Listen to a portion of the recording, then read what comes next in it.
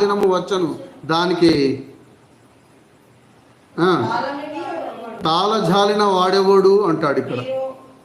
ఏ రోజు అంటే ఆ రోజు ధనవంతులు లేరు, దరిద్రులు లేరు, బలిష్ఠులు లేరు, అన్ని రకాలుగా తెలిసినటువంటి వాళ్ళు, తెలివైనటువంటి వాళ్ళు కదా, శాస్త్రాధిపతులు అంటారు.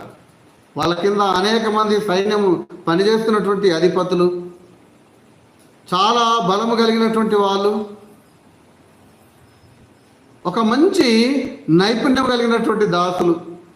ఎవరైనా సరే ఆ రోజు ఎక్కడ వెళ్ళాలంట? కొండలు గుట్టలు వాటి స్థలంలో అవి ఉండవంట.